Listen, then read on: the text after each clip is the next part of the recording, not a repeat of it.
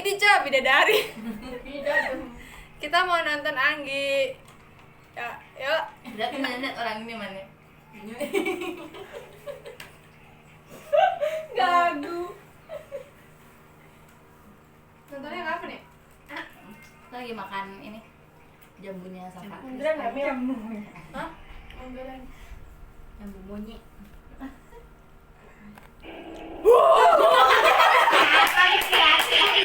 Waktu SMA itu aku pernah kehilangan Jadi mau kamu lagi nonton aku pakai. kelihatan? Ini bawa ke sini. Kamu kelihatan enggak sih? Akhirnya pokoknya singkat cerita si Bra itu ketemu di ruang kepala sekolah. Anggi yang selama ini Anggi kira Anggi itu mental illness, Anggi kira Anggi gila, Anggi kira kamu itu berbeda. Bukan, Gi. Lihat depan kamu ini, dilihat. Ini dia yang nyebabin semuanya. Anggi harus kuat, Anggi harus bisa lihat ini. Nah itu pertama kalinya aku lihat dia mewujudkan dirinya yang asli. Mana? Kabel aku gitu.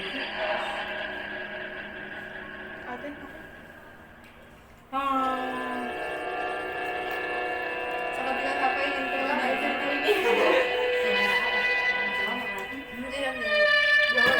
Anjing banget. Cerita viral TikTok pengantin setan. Tak tampol ya, Sama aku mau di situ deh. Dulu di Eropa pernah terjadi masa penyihir itu diburu udah, secara massal karena memang cukup meresahkan. Nah kemarin itu viral di TikTok guys, gimana?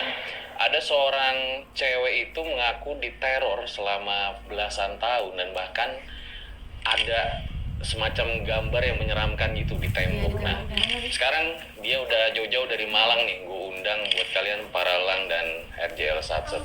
Halo Kang Anggi. Halo Kak. Makasih nih udah dari Malang ya. Beneran Kak. Katanya sebelum kesini diteror juga. Diteror juga. Saya nanti harus Setiap diteror hari ya, Pak? sih. Setiap hari selalu diteror selama belasan tahun. Selama belasan tahun. Wow, yang paling parah apa tuh Kang Anggi? Yang paling parah mungkin kunci hilang atau bra hilang kali ya. Harusnya banyak orang kunci. Hilang. Iya, kunci. Pokoknya kalau ada teman yang main kuncinya dihilangin. Dipakai, Kak. Tiba-tiba di tetangga. Lagi dipakai hilang. Lagi dipakai. Salah nih ini. Terus saya dengar juga katanya sampai pernah lebam juga gitu. Terus pernah gunting juga katanya, teror gunting ya. Kalau lebam itu pernah juga waktu aku kuliah, itu saksinya ada 2 orang teman aku. Kalau waktu gunting itu ada 4 orang saksinya, itu aku SMA Kak. Oke, nah yang paling serem itu sih kalau menurut gue yang di video itu ya, yang ada coretan gambar seperti ikut sekte gitu ya. Boleh lihat videonya nggak? Boleh. Orangnya cakep ya. Emang. Auranya. Namanya Aura. Enggak. Auranya tuh aura.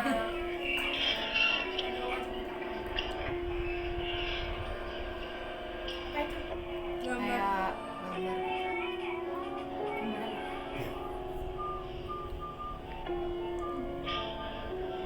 Orangnya kayak sekte. Ini siapa yang nulis? Kita sebut dia bla bla bla aja kali ya. Nggak ada yang ngaku nyoret-nyoret ini di dinding. Gak ada, karena itu posisinya emang rumah lagi gak ada orang Kak.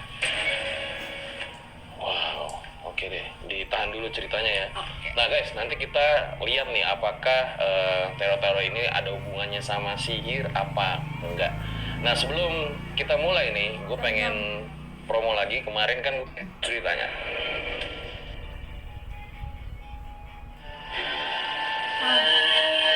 Dia ingin memilikiku.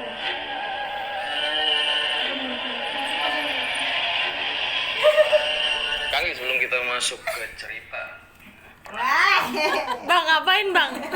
Dia TikToknya kenceng banget asli. Kayak dia betul masuk deh kan. Kurang ajar ini, jangan trailer ini takut. oke, langsung aja ceritanya kayak gimana? Jadi kita mulai dari aku yang paling epic ya menurut aku. Jadi waktu aku SMA itu aku pernah kehilangan bra yang lagi aku pakai. Karena posisinya waktu itu emang aku itu orangnya insecure sama aku gitu, sama aku gak suka sama badanku. Nah, habis itu mungkin dengan nggak-sukaan aku itu dia semakin membuat aku tidak suka dengan cara menghilangkan bra aku. Kenapa? Karena dengan bra aku hilang otomatis center di sekolah pasti aku kan kak. Semua orang kan pasti ngeliatin aku. Itu ceritanya gini kak, waktu bra hilang itu aku tiba-tiba ngerasa emang nggak pakai. Tapi karena aku udah kebiasa kehilangan barang, aku langsung lapor guru BK aku karena emang satu sekolah itu termasuk guru-gurunya lumayan ngerti sama pengalamanku. Terus si guru BK ini nelfon aku. Bu, ini buruan ke sekolah ya bu, Anggi beranya hilang.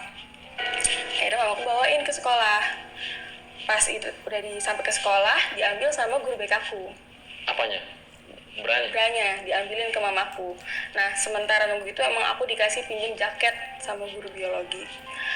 Udah gitu pas diambil, aku ditunggu di ruang BK karena aku nggak mungkin keluar dari ruangan kan kak dengan posisi nggak ada bra.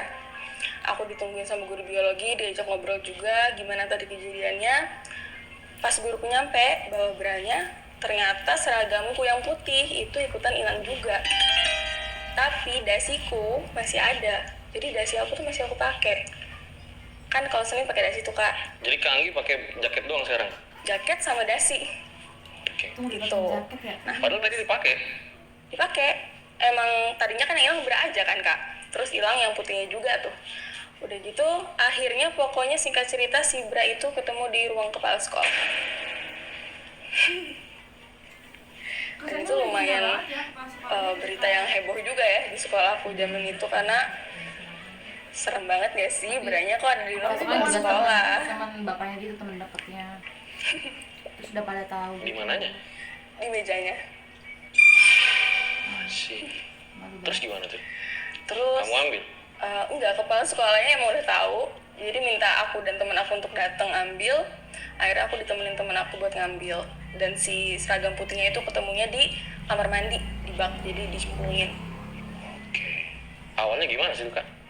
Oke, jadi aku itu waktu masa kecilku di Bogor kak. Aku emang lahir di Jakarta, terus sampai SD itu masih di Bogor. Nah tadinya keluarga aku itu keluarganya super skeptis sama kayak gini, emang gak percaya. Nah terus lama-lama mulai ada barang pindah-pindah. Tapi karena kita skeptis, kita otomatis kan berpikir, oh kita lupa taruh paling, karena hanya berpindah dari kamar A ke kamar B gitu. Terus lama-lama kok kejadiannya semakin gak masuk akal dan gak mungkin orang lupa taruh. Kayak misalnya sendal ada di atas lampu gantung, atau misalnya dapur aku tiba-tiba pada jatuh-jatuh barangnya si itu bikin pancake kak. Karena emang posisinya zaman aku SD tuh aku suka banget masak-masakan. Habis itu pas aku lagi ngobrol sama mamaku, dapurku tiba-tiba kayak bunyi, tau kan kak orang masak, dia lagi bikin pancake. Siapa yang bikin pancake? Sebelah bla tadi. Benar-benar diwarnain pancake rainbow. Ada merah, kuning. Kreatif enggak?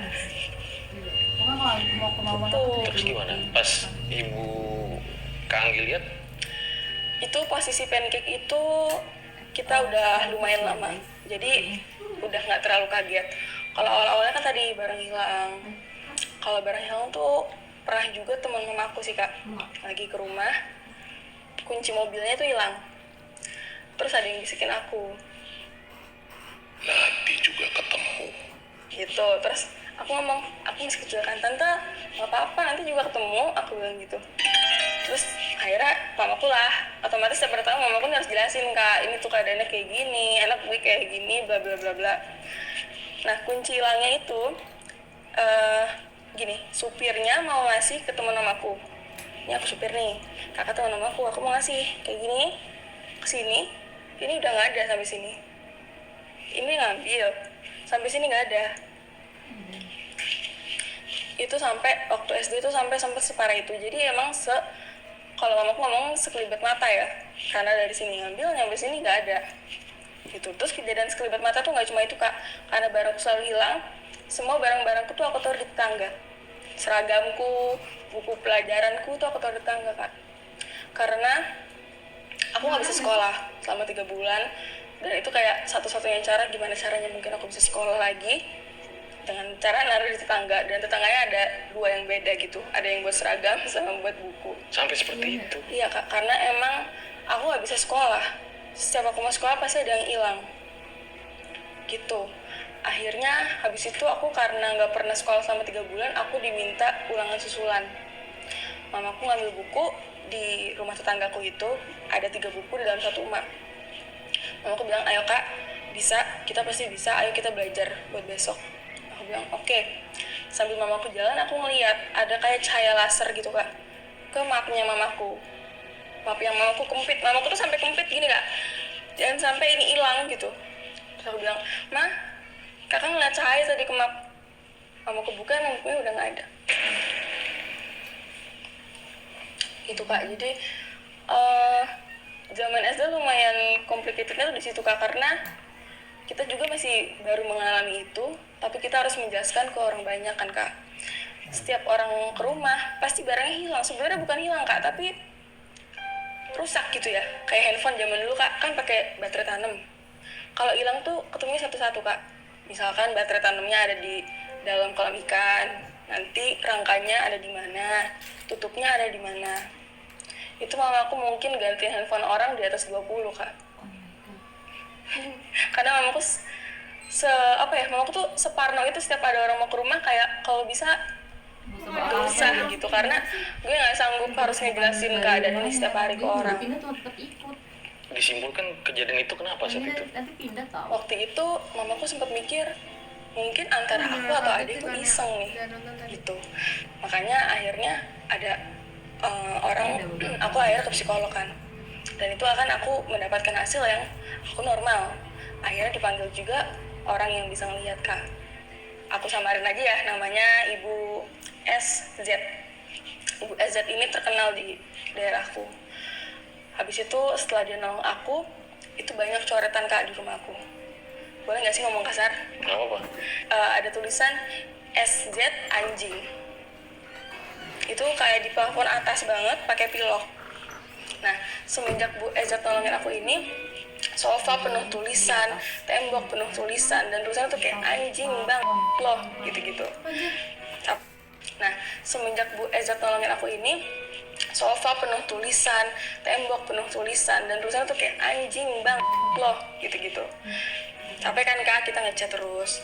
Akhirnya mamaku, kita sepakat satu rumah, hanya mamaku yang tahu di mana tempat pilok, tempat spidol, tempat kutek, apapun itu yang bisa nulis. Hanya mamaku yang tahu tempatnya. Akhirnya habis itu ada tulisan di dinding, tulisannya dimanapun kamu taruh, saya tahu. Itu Kak, zaman aku SD itu kalau kata mamaku, si bla bla bla ini bertumbuh sesuai umurku. Jadi waktu kecil dia nakalnya itu ngilangin barang. Aku SMP dia begini nakalnya, aku SMA dia begini nakalnya. Jadi emang dia mengikuti perkembangan aku gitu, si bla bla blanya itu. Oh, kamu nyebutnya namanya si bla bla bla bla. Karena aku sebenarnya bingung sih Kak, aku gak mau ngasih nama dia spesifik karena aku gak mau dia menganggap dia ada gitu. Aku pengennya maksudnya lo jangan kira lo spesial, lo tuh bisa aja gitu. Jadi saat itu disimpulkan apa pas zaman SD itu? Zaman SD akhirnya kita kira kita disantet. Kita disantet karena persaingan bisnis lagi gencar-gencarnya. Papaku waktu itu, terus nama saingan bisnisnya juga memang muncul di tembok namanya TS, itu ditulis TS minta maaf, TS minta maaf, TS minta maaf. Itu posisinya aku masih kecil, belum mengerti bisnis, belum ngerti apa itu persaingan bisnis, atau teman papaku itu gimana kan belum paham.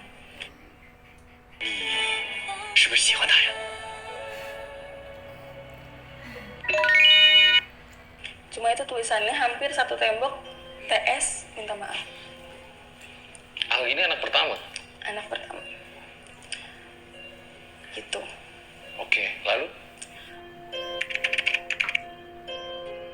Beberapa tahun kemudian ketika di bangku SMP. Kalau waktu zaman SMP ya, SMP itu gak tahu kenapa gangguannya emang gak separah itu Kak. Aku SMP itu kan SMP Islam. Itu paling ya gitu sih, masih barang hilang. Cuman gurunya sangat sportif, ada satu guru aku yang sangat sportif, jadi setiap aku kelas aku nggak bawa tas aku tuh taruh di ruang guru, karena setiap aku bawa tasnya hilang, sama tasnya juga kak. Terus kalau aku bawa botol minum, satu kelas itu bisa banjir karena botol minum gitu.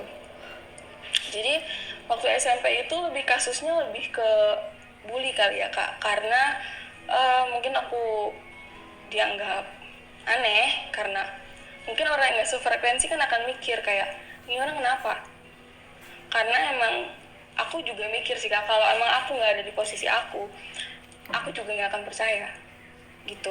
Karena emang orang awam kak ngelihat aku yang tiba-tiba beraku hilang atau yang tiba-tiba barangku hilang, ya mungkin ngiranya ya emang lo aja, mungkin lo gila gitu. Makanya kenapa aku 4 kali ke psikolog kan kak, karena emang aku mau memastikan.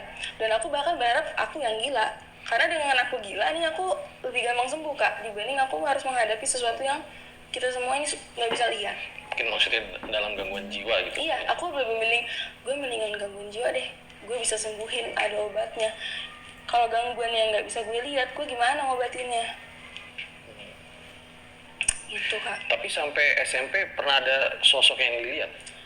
Oh, kalau sampai SMP itu sosoknya masih random kak. Jadi bukan sosok yang sebenarnya mengganggu aku. Kalau dulu aku pernah kak, waktu SMP atau SMP awal.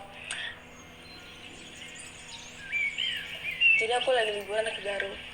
Nah udah kayak gitu aku nginep di rumahnya saudaraku.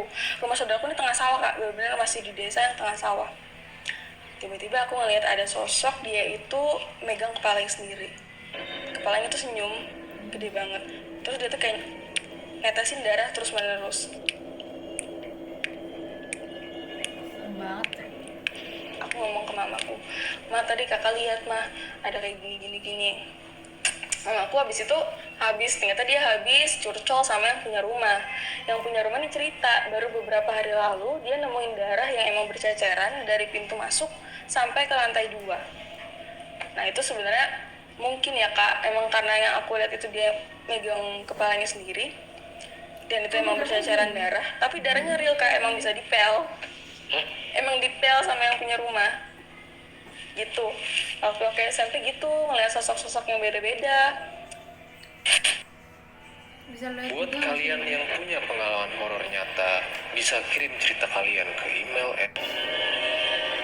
Belasan tahun sudah dia semakin agresif.